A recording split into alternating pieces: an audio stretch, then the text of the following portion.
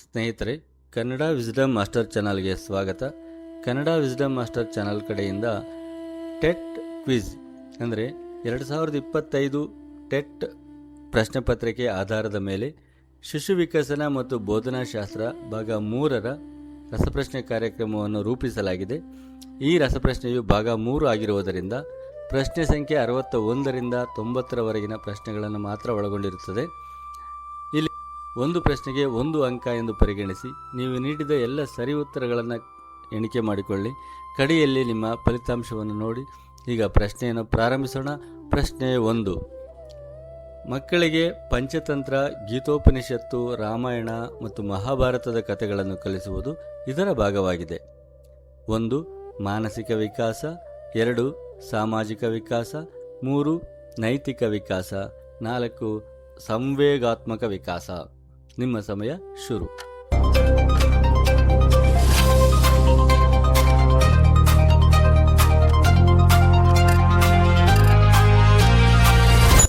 Times up. ಸರಿಯಾದ ಉತ್ತರ ನೋಡೋಣ. ಸರಿಯಾದ ಉತ್ತರ 3. ನೈತಿಕ ವಿಕಾಸ. ಪ್ರಶ್ನೆ 62. ಐಕ್ಯೂ ಎಂಬುದು 1.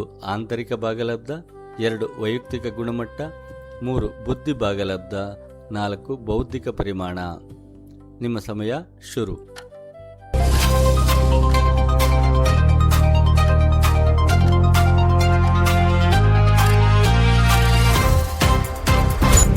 Times up. ಸರಿಯಾದ ಉತ್ತರವನ್ನು ನೋಡೋಣ. ಸರಿಯಾದ ಉತ್ತರ 3. ಬುದ್ಧಿ ಭಾಗಲಬ್ಧ. ಬುದ್ಧಿ ಭಾಗಲಬ್ಧ ಎಂದರೆ IQ is equal to mental age divided by chronological age. ಅಂದರೆ ಮಾನಸಿಕ ವಯಸ್ಸನ್ನು ದೈಹಿಕ ವಯಸ್ಸಿನಿಂದ ಭಾಗಿಸಿ 100ರಿಂದ ಗುಣಿಸಿದರೆ ಆ ಮಗುವಿನ ಐಕ್ಯೂ ಎಷ್ಟು ಅಂತ ಕಂಡುಹಿಡಿಯಬಹುದು. ಈ ಐಕ್ಯೂನಲ್ಲಿ ಸಾಮಾನ್ಯವಾಗಿ 90ರಿಂದ 109 ಐಕ್ಯೂ ಇದ್ದರೆ ಅದನ್ನು ಸರಾಸರಿ ಅಂತಲೂ, 110ರಿಂದ 119 ಐಕ್ಯೂ ಇದ್ದರೆ ಸರಾಸರಿಗಿಂತ ಹೆಚ್ಚು ಎಂತಲೂ, 120ರಿಂದ 129ಕ್ಕಿದ್ದರೆ ಉತ್ತಮ ಎಂತಲೂ, 130ಕ್ಕಿಂತ ಹೆಚ್ಚು ಇದ್ದರೆ ಅತ್ಯುನ್ನತ ಐಕ್ಯೂ ಎಂದು ಪರಿಗಣಿಸಲಾಗುತ್ತದೆ. ಮುಂದಿನ ಪ್ರಶ್ನೆ 63.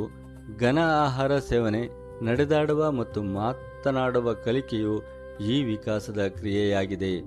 ಇದಕ್ಕೆ ಸಂಬಂಧಿಸಿದ ಸರಿಯಾದ ಉತ್ತರವನ್ನು ಆಯ್ಕೆ ಮಾಡಿ. 1. ಆರಂಭಿಕ ಬಾಲ್ಯಾವಧಿ, 2. ಉತ್ತರ ಬಾಲ್ಯಾವಧಿ, 3. ತಾರುಣ್ಯಾವಸ್ಥೆ, 4. ವಯಸ್ಕಾವಧಿ. ನಿಮ್ಮ ಸಮಯ ಶುರು.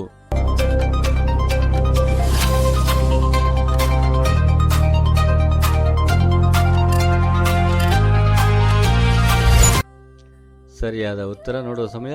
ಸರಿಯಾದ ಉತ್ತರ 3. ತಾರುಣ್ಯಾವಸ್ಥೆ. ಪ್ರಶ್ನೆ 64. ಪರಿಕಲ್ಪನೆಯ ರಚನೆಯು ಇದರ ಅಂಶವಾಗಿದೆ. 1. ಶೈಕ್ಷಣಿಕ ವಿಕಾಸ, 2. ಬೌದ್ಧಿಕ ವಿಕಾಸ, 3. ಸಂವೇಗಾತ್ಮಕ ವಿಕಾಸ, 4. ನೈತಿಕ ವಿಕಾಸ. ನಿಮ್ಮ ಸಮಯ ಶುರು.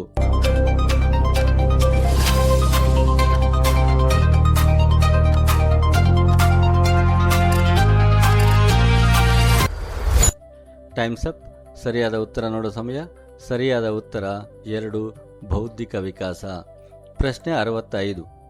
ವ್ಯಕ್ತಿತ್ವದ ಮನೋವಿಶ್ಲೇಷಣೆ ಸಿದ್ಧಾಂತವನ್ನು ಅಭಿವೃದ್ಧಿಪಡಿಸಿದವರು. 1. ಆಲ್ಫೋರ್ಟ್, 2. ಐಸೆಂಕ್, 3. ಕೆಟೆಲ್, 4. Sigmund Freud. ನಿಮ್ಮ ಸಮಯ ಶುರು.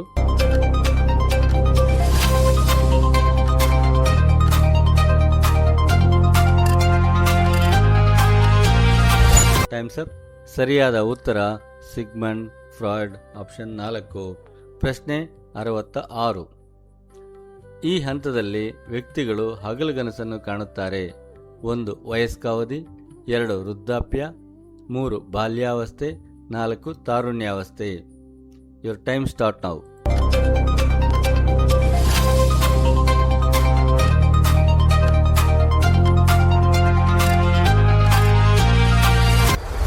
Times up. ಸರಿಯಾದ ಉತ್ತರ 4. ತಾರುಣ್ಯಾವಸ್ಥೆ. ಪ್ರಶ್ನೆ 67. ಮಾನವರ ಲೈಂಗಿಕ ವಿಕಾಸವು ಇಲ್ಲಿ ಉತ್ತುಂಗದಲ್ಲಿರುತ್ತದೆ. 1. ಬಾಲ್ಯಾವಸ್ಥೆ, 2. ವಯಸ್ಕಾವಧಿ, 3. ತಾರುಣ್ಯಾವಸ್ಥೆ, 4. ವೃದ್ಧಾಪ್ಯ. ನಿಮ್ಮ ಸಮಯ ಶುರು.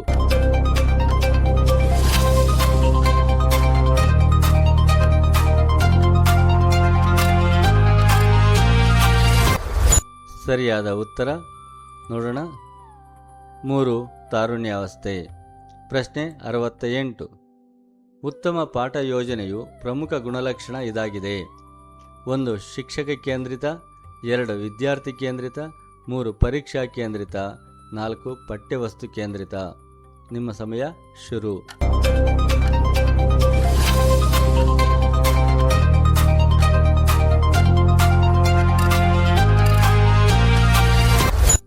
Times up. ಸರಿಯಾದ ಉತ್ತರ 2 ವಿದ್ಯಾರ್ಥಿ ಕೇಂದ್ರಿತ. ಪ್ರಶ್ನೆ 69. ಒಬ್ಬ ವ್ಯಕ್ತಿ ಕಡಿಮೆ ಮಾತನಾಡುವವನಾಗಿದ್ದರೆ ಅವನನ್ನು ಹೀಗೆ ಕರೆಯುತ್ತೇವೆ: 1 ಅಂತರ್ಮುಖಿ, 2 ಸಾಮಾನ್ಯ ವ್ಯಕ್ತಿ, 3 ಬಹಿರ್ಮುಖಿ, 4 ಉಭಯಮುಖಿ. ನಿಮ್ಮ ಸಮಯ ಶುರು.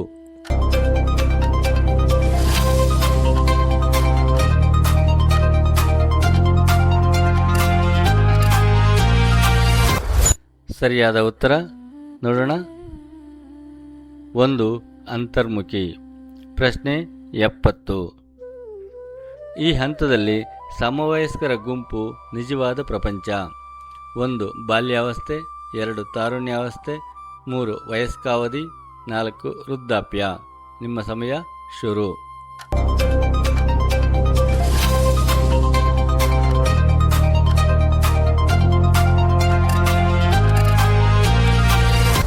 Times up. ಸರಿಯಾದ ಉತ್ತರ 2 ತಾರುಣ್ಯಾವಸ್ಥೆ. ಪ್ರಶ್ನೆ 71. ಉಪಯೋಗಿಸುವ ಮತ್ತು ಉಪಯೋಗಿಸದ ನಿಯಮಗಳು ಈ ಕೆಳಗಿನ ಕಲಿಕೆಯ ನಿಯಮದ ವಿಧಗಳಾಗಿವೆ: 1 ಸಿದ್ಧತಾ ನಿಯಮ, 2 ಪರಿಣಾಮ ನಿಯಮ, 3 ಅಭ್ಯಾಸ ನಿಯಮ, 4 ಪ್ರೇರಣಾ ನಿಯಮ. ನಿಮ್ಮ ಸಮಯ ಶುರು.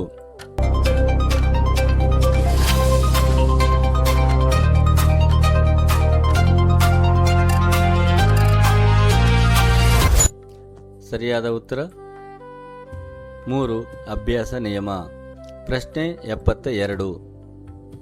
ಮಾನಸಿಕ ಆರೋಗ್ಯದ ಮೇಲೆ ಪ್ರಭಾವ ಬೀರದ ಅಂಶ: 1 ಆನುವಂಶೀಯತೆ, 2 ಬುದ್ಧಿಶಕ್ತಿ, 3 ಕುಟುಂಬ, 4 ರಕ್ತದ ಗುಂಪು. ನಿಮ್ಮ ಸಮಯ ಶುರು.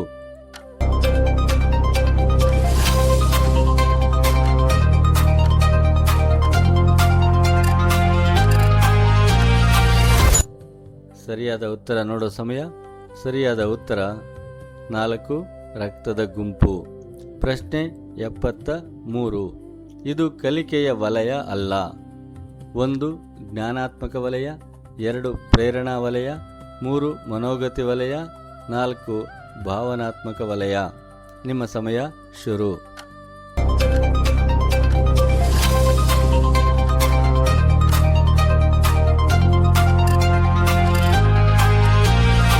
Times up. ಸರಿಯಾದ ಉತ್ತರ 2 ಪ್ರೇರಣಾ ವಲಯ. ಪ್ರಶ್ನೆ 74. ಬ್ರೈಲ್ ಲಿಪಿಯನ್ನು ಈ ವಿದ್ಯಾರ್ಥಿಗಳಿಗೆ ಬಳಸಲಾಗುತ್ತದೆ: 1 ದೃಷ್ಟಿ ಸವಾಲುಗಳುಳ್ಳ ಮಕ್ಕಳು, 2 ಶ್ರವಣ ಸವಾಲುಗಳುಳ್ಳ ಮಕ್ಕಳು, 3 ದೈಹಿಕ ವಿಕಲತೆಯುಳ್ಳ ಮಕ್ಕಳು, 4 ಸಾಮಾನ್ಯ ಮಕ್ಕಳು. ನಿಮ್ಮ ಸಮಯ ಶುರು.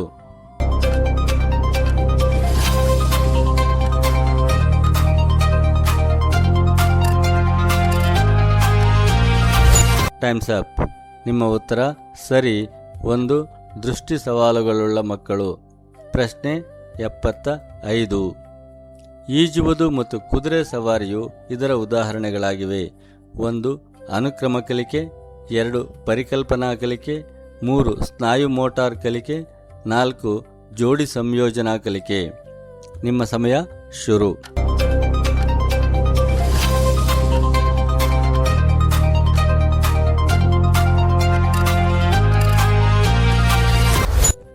Times up. ಸರಿಯಾದ ಉತ್ತರ 3 ಸ್ನಾಯು ಮೋಟಾರ್ ಕಲಿಕೆ. ಪ್ರಶ್ನೆ 76. ಮಕ್ಕಳು ವರ್ಣಮಾಲೆಯನ್ನು ಕಲಿತಾಗ ಅದರಲ್ಲಿ ಉಂಟಾಗುವ ಕಲಿಕಾ ವಿಧವು: 1 ಸರಣಿ ಕಲಿಕೆ, 2 ಸಮಸ್ಯೆ ಪರಿಹಾರ ಕಲಿಕೆ, 3 SR ಕಲಿಕೆ, 4 ಅನುಕ್ರಮ ಕಲಿಕೆ. Your time start now.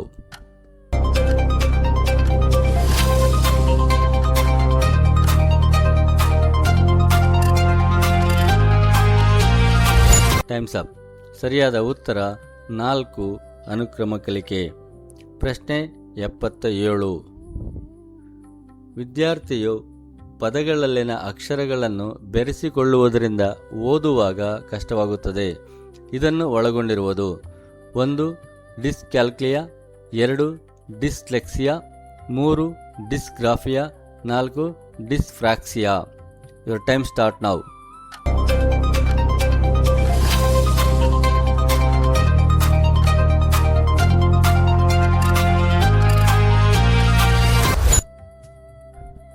ಸರಿಯಾದ ಉತ್ತರ ನೋಡೋ ಸಮಯ. ಸರಿಯಾದ ಉತ್ತರ 2 ಡಿಸ್ಲೆಕ್ಸಿಯಾ. ಡಿಸ್ಲೆಕ್ಸಿಯಾ ಎಂದರೆ ವಿದ್ಯಾರ್ಥಿಯ ಓದುವಿಕೆಯಲ್ಲಿನ ತೊಂದರೆಯನ್ನು ವಿವರಿಸುತ್ತದೆ. ಡಿಸ್ಕ್ಯಾಲ್ಕ್ಯುಲಿಯಾ ಎಂದರೆ ಗಣಿತದಲ್ಲಿ ಲೆಕ್ಕಾಚಾರದ ತೊಂದರೆಯನ್ನು ವಿವರಿಸುತ್ತದೆ. ಡಿಸ್ಗ್ರಾಫಿಯಾ ಎಂದರೆ ಬರವಣಿಗೆಯಲ್ಲಿರುವ ದೋಷವನ್ನು ವಿವರಿಸುತ್ತದೆ. ಡಿಸ್ಫ್ರಾಕ್ಸಿಯಾ ಎಂದರೆ ಚಲನೆಯ ಸಮತೋಲನವನ್ನು ವಿವರಿಸುತ್ತದೆ. ಮುಂದಿನ ಪ್ರಶ್ನೆ 78. ಕಲಿಕೆಯ ಬಗ್ಗೆ ಸರಿಯಲ್ಲದ ಹೇಳಿಕೆ. 1. ಇದು ಒಂದು ಸನ್ನಿವೇಶದಿಂದ ಮತ್ತೊಂದಕ್ಕೆ ವರ್ಗಾವಣೆಯಾಗಬಲ್ಲದು. ಇದು ಉದ್ದೇಶಪೂರಿತ ಮತ್ತು ಗುರಿ ನಿರ್ದೇಶಿತವಾದದ್ದು. ಇದು ಶೈಕ್ಷಣಿಕ ಅನುಭವದಿಂದ ಮಾತ್ರ ಉಂಟಾಗುತ್ತದೆ. ಇದು ನಿರಂತರ ಪ್ರಕ್ರಿಯೆಯಾಗಿದೆ. Your time start now.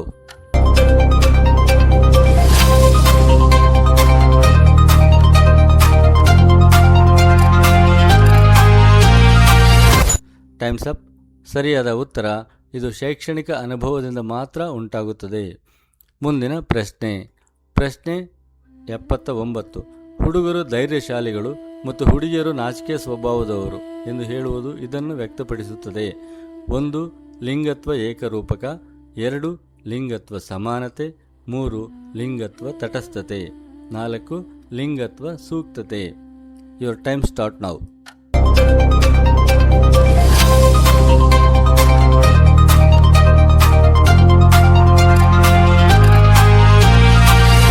Time's up. ಸರಿಯಾದ ಉತ್ತರ ಲಿಂಗತ್ವ ಏಕರೂಪಕ. ಪ್ರಶ್ನೆ 80. ಶಿಕ್ಷಕರು ಈ ಲಕ್ಷಣದ ಸಹಾಯದಿಂದ ಉತ್ತಮ ಸ್ಮೃತಿಯನ್ನು ಹೊಂದಿದ ವಿದ್ಯಾರ್ಥಿಗಳನ್ನು ಗುರುತಿಸಬಹುದು. 1 ಭಂಗಿ, 2 ಹಾವಭಾವ, 3 ಕ್ಷಿಪ್ರತೆ, 4 ಭಾಷೆ. Your time start now.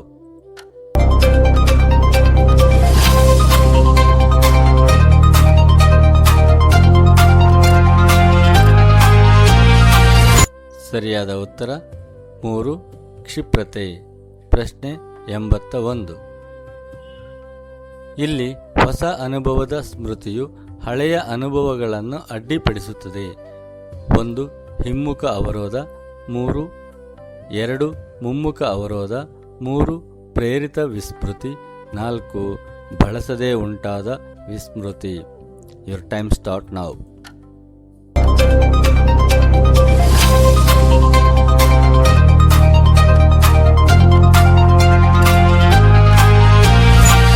ಸರಿಯಾದ ಉತ್ತರ ಹಿಮ್ಮುಖ ಅವರೋಧ. ಪ್ರಶ್ನೆ 82. ಬ್ಲೂಮ್ರವರ ಪರಿಷ್ಕೃತ ವರ್ಗೀಕರಣದಲ್ಲಿ ಸಂಶ್ಲೇಷಣೆಯನ್ನು ಈ ರೀತಿ ಹೆಸರಿಸಲಾಗಿದೆ. 1 ಜ್ಞಾನಿಸಿಕೊಳ್ಳುವಿಕೆ, 2 ಸೃಷ್ಟಿಸುವಿಕೆ, 3 ಅರ್ಥ ಮಾಡಿಕೊಳ್ಳುವಿಕೆ, 4 ಮೌಲ್ಯಮಾಪನ ಮಾಡುವಿಕೆ. Your time start now.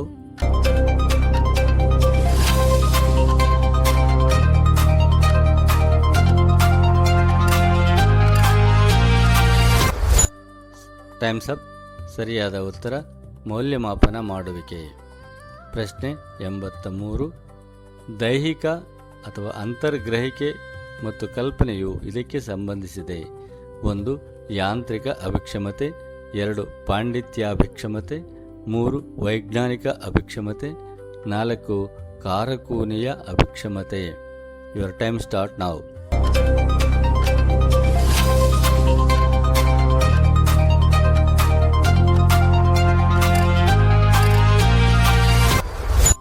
Time's up. ಸರಿಯಾದ ಉತ್ತರ ಯಾಂತ್ರಿಕ ಅಭಿಕ್ಷಮತೆ. ಪ್ರಶ್ನೆ 84.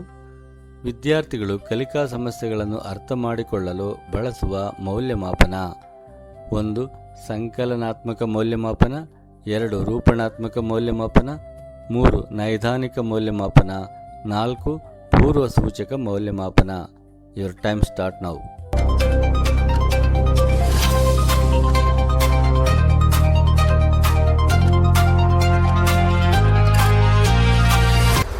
Times up. ಸರಿಯಾದ ಉತ್ತರ 3. ನೈದಾನಿಕ ಮೌಲ್ಯಮಾಪನ. ಪ್ರಶ್ನೆ 85. ಶಿಕ್ಷಕರು ತಮ್ಮ ಬೋಧನಾ ತಂತ್ರಗಳನ್ನು ಮಾರ್ಪಾಡು ಮಾಡಲು ಸಹಾಯ ಮಾಡುವ ಮೌಲ್ಯಮಾಪನ ವಿಧಾನ ಇದಾಗಿದೆ. Your time start now.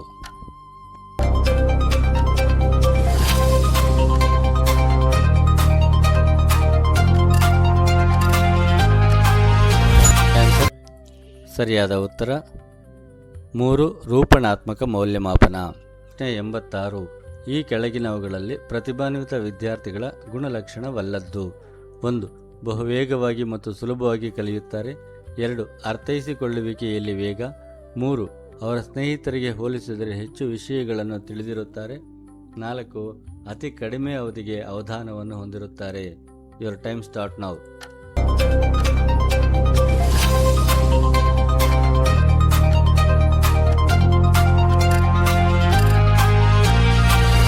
Times up.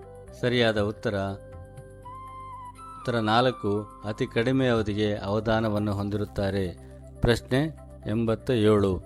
ಕಲಿಕಾರ್ಥಿಗಳಲ್ಲಿ ಏಕ ಮತ್ತು ಬಹು ಲಕ್ಷಣಗಳಲ್ಲಿನ ವ್ಯತ್ಯಾಸ ಅಥವಾ ವಿಷಯಾಂತರವೇ ವ್ಯಕ್ತಿ ಭಿನ್ನತೆಗಳು, ಸಾಂಸ್ಕೃತಿಕ ಭಿನ್ನತೆಗಳು, ಮಾನಸಿಕ ಭಿನ್ನತೆಗಳು, ಕಲಿಕಾರ್ಥಿ ಭಿನ್ನತೆಗಳು. Your time start now.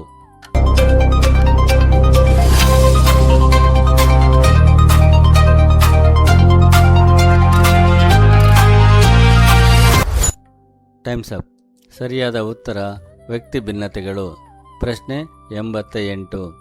ತೊಗಲುಗೊಂಬೆ ಅಥವಾ ಪಾತ್ರಾಭಿನಯ ಈ ಬೋಧನೋಪಕರಣಕ್ಕೆ ಉದಾಹರಣೆ. 1. ಪ್ರದರ್ಶಿತ ಬೋಧನೋಪಕರಣ. 2. ಚಟುವಟಿಕೆ ಆಧಾರಿತ ಉಪಕರಣ. 3. ಶ್ರವಣೋಪಕರಣ. 4. ಮುದ್ರಿತ ಉಪಕರಣ. Your time start now.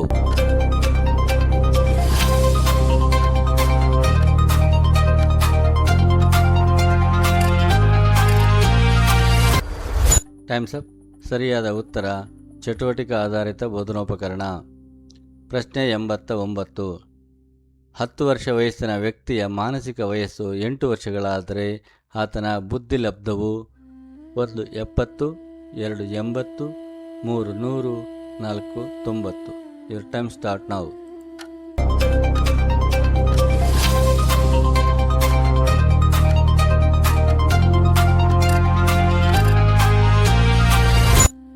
Time's up. ಸರಿಯಾದ ಉತ್ತರ 80.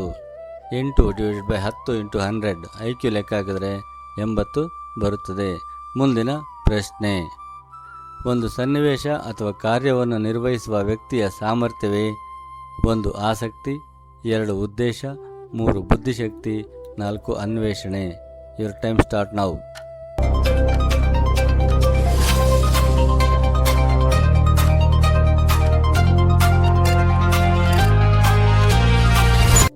Times up. ಸರಿಯಾದ ಉತ್ತರ ಬುದ್ಧಿಶಕ್ತಿ. ಸ್ನೇಹಿತರೆ, ಇದಾಗಿತ್ತು ಇಂದಿನ ವಿಡಿಯೋ.